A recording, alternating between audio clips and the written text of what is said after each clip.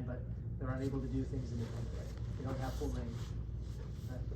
So I want to get this patient up, seated edge of bed. I can't just hold their shoulder and ask them to sit up. If my patient's starting in supine, this is where we start thinking ahead. I'm on this side of the bed. Does he have one side that's affected or the other? No, it's global, right? So I can choose to move him this direction, or I can choose to move him that direction, because we don't have just one leg affected like before. That's what dictated where we went the first case. Now we can go whichever direction is advantageous to you. So I told my patient this is the case. We're going to lay down in bed. I know I'm already over here. I've got my wheelchair on this side. I'm going to have him roll towards me. So where am I going to tell him to lay? On the right side. On the far side of the bed, right? To give me room, because we're going to be rolling onto our side. So go ahead and position yourself that way, just to make my life easier, save me a step. But once he's here, case starts, and now we can't ask him to do anything. He can't break character now. Okay? So we're here. This is going to be called the full swoop method. Okay, this is a supine to sitting transition. This is bed mobility. So patient can't move his limbs by himself. 2 out of 5 globally, he's very weak. First, we're going to roll him onto the side. Once we're in sideline, we're going to sit up. So if we're not going all the way over into prone, what position should that shoulder be in? T. Reverse T, right? So can he move his head? Probably. Go ahead and look towards me. Good. I'm going to support your head. I'm going to take this pillow out. We're going to lower it down. Good to see you. Thank you. Okay. This arm, we just agreed, it's going to be in reverse T. You can help me as much as you can, but you're going to have hands on all limbs. We're going to bring this arm, we're going to cross it across our chest. Okay? We're rolling towards me. I want this ankle crossed over in this direction. I'm going to be here, AP stance, hand on the hip, hand on the shoulder, and roll towards me. Help if you can. 1, 2, 3. Good. Another caveat, while we're practicing, if you're the patient, feel free to help. The purpose of this is to teach the techniques, not necessarily to move a heavy patient or whatnot. We're just trying to get the body mechanics down, so don't feel like you have to get an Oscar with your performance. Okay. So we got him in sideline. Now we need to get him seated. So what's wrong with this bed height? Too low. I should have raised it up, right? So I'm going to raise it up to better height for me now. Still aiming for about my hip, especially for this movement. So I haven't left his trunk. He's in sideline. I'm going to keep a hand on him. There's going to be 3 movements in quick succession, and that will be him sitting up. So I'll do it once this way, and then I'll face you guys for the other one so you can see. First movement is going to be bending the knees. So we can stack the feet on top of each other, bring the knees off the bed. So if you're looking down from the top, his knees are off the bed, but his leg is still supported. Okay, that's important. I'm matching my hands. The other thing is, think about if we were to sit him up here, is there enough room for his femur to be supported on the bed? If their hip is too close to the edge of the bed, as soon as you sit up, what will happen? Slide forward. They will slide off the front. So for time's sake, you mind sliding your hips back a couple inches? Good. That way when I flex his hips, I can kind of picture, okay, he's gonna sit down like this. I know enough of his femur will be supported on the bed. If we needed to make an adjustment, we could. What would you do to move that? So we would do the chicken. Yep, so let's say I got him in here, I'm like, too close. I would bring the bed rail up, I would walk around, I would say, hey, the tech's gonna hold the patient. I would walk around, and then you would do, if you have to do shoulders, and then do hips. Still that same technique. If only hip was needed, though, we could just do That's one. fine. Okay. Yep, it's whatever is needed. I'm not gonna say, oh, you didn't do all 3. It's just whatever is needed. Yep. So that's how you would do it during your competency. So we're here, first step, knees are flexed. I looked at the hips, I think we're in a good position. Here, I'm gonna position that hand on the bed surface, so as much as he can help push. It's not gonna be very much, okay? And this arm is still in reverse T, okay? So now I need to get my arm underneath his trunk so that I can help him sit up. How do I do that? Chicken. Chicken wing, okay? What stance should I have? Lateral. Lateral. I'm here, I'm around him, help me as much as you can. I'm not gonna go over top of his shoulder, I'm gonna go underneath the reverse T arm. That way If he starts to slide, I'm underneath his arm. That way he doesn't just slide out from under my support. So we're here, lateral stance, 1, 2, 3. Palm down, rotate up, we're here. So now this is my trunk contact. I've got him. It's going to be legs off, 1, push down on the hip to seat his hips on the bed. And then the third motion that I said we would do is catching his shoulder when we're seated. It's gonna be very fast. I want you to help as much as you can. My stance should still be lateral, and I'm actually gonna take a step to the side. I need to end in front of the patient, okay? So it's legs off, hip, shoulder, and he's up. See how my hand's here, not around here where it could slide off.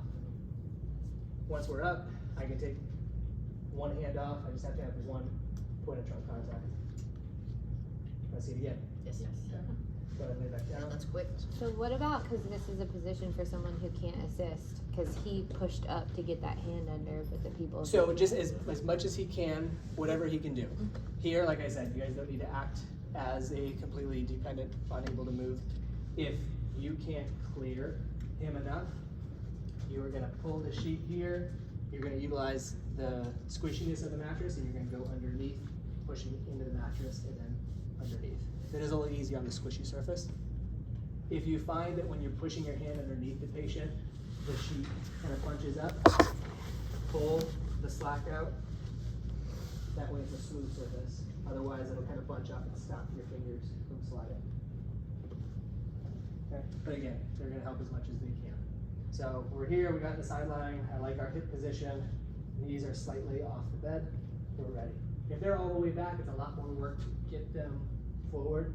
So start with them here, makes your life easier. Lateral stance through the whole thing. Chicken wing here.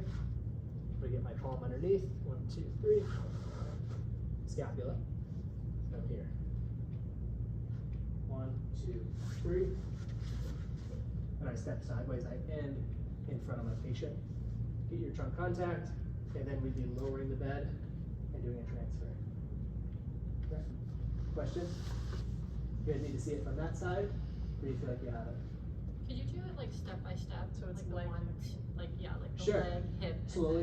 then- Yeah, slowly. Let's face them this time. Just different Yeah. point of view. So that being said, when you guys actually perform it, I want it to be quick. So the quicker you're utilizing the momentum of those legs coming down will bring the trunk up. Right. You're gonna be fighting gravity if you drop them off, wait a second, push, wait a second, and then, but yes, I'll show it slowly. So we're here, chicken wing up like this, 1, 2, 3. Should have taken my watch off, my bad. Okay, so we're here, lateral stance, the knees are slightly off the bed, so it's gonna be 1, hand on top of that iliac crest, pushing down, 2, step, catch is 3, okay? If I stay here and I don't step, 1, if we're a broader shoulder patient, I may not be able to reach and he may keep going, okay? Or even if I do catch him, the momentum may take him over. So you need to end in front of your patient. Also, because then I can stop, let's say he was a little close, I could kind of block and stop him from coming forward. Everybody good with that? Let me show you the reverse. You practice both. Is that fair? Okay. So we got the patient seated. Go ahead and scoot up this way. This is when it comes in handy when we transfer, aiming where we transfer the patient into bed. So when we lay down, we're not moving up and down in bed. Makes it faster. Okay, so we're here. This patient is not able to help us very much, right? 2 out of 5 globally, they're very weak. Got a hand on the patient. I brought the bed up to my height. I need to get him laying down. We're gonna be laying directly into supine. Okay. Patient's arms are gonna be crossed in his lap. Legs, we need to be able to move them as one unit, but I can't take a hand off here and grab 2 legs. I need to go grab 1. So what I'm gonna do is the leg closest to me, I'm gonna cross behind this leg. Like this. That way, I'm gonna rotate your legs. But if I do this, so act like you're gonna lay down for a second. I can lift 1 leg, and I lifted both. Okay, come back up, cross them the other way, and do the same thing. Versus here, I'm supporting one leg only. Does that make sense? So the leg you're closest to will be hooked behind the other leg. That way they move as a unit. So I'm gonna have one hand on his legs. Hold on. One arm, thank you for moving that. One arm is gonna be behind the patient's trunk. So I'm gonna support him here, support the leg, and we're gonna go straight into supine. It's a pivot. So my feet should be AP stance, and we're pivoting down into the bed, okay? If you keep your feet static, you're gonna be twisting and flexing, and you're gonna injure yourself, okay? So patient's arm's gonna stay here. Instruct them, once again, help as much as you can. They have some kind of core strength, some ability to assist, or even if it's just to keep their hands here, because if they fall out, it can kind of get in the way, okay? So what position is he gonna go into? Supine. So this one goes straight into supine. For the trunk, if my hand is here on this scapula, am I gonna adequately support his trunk? No. My goal, depending on the length of your arm, size of the patient, would be the contralateral or opposite scapula. That way I'm kind of cradling him. When they lay down, he should be laying on my arm. I should not be able to sneak my arm away. If you've done that, I know the patient did all the work and you didn't support him down, okay? So one hand on the legs, one arm behind the trunk. I want my hips facing the patient. So which foot should be forward for me in this position? Right. Right. My right foot should be forward. Here, my hips are open to my patient. I'm here, and I'm going to pivot into supine. We go from like an AP stance, we end in like a lateral. Both my feet are facing the patient. Okay, arms are here. I cross these legs. I'm here, you ready to go onto your back? 1, 2, 3. We're down.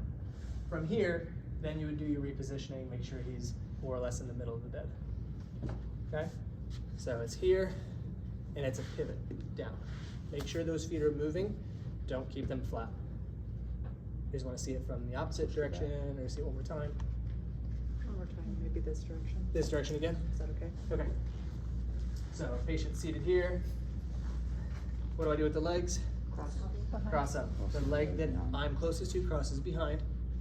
My arm goes all the way behind the patient's trunk. If you are away from the bed surface, you're gonna be, again, moving a load farther from your body.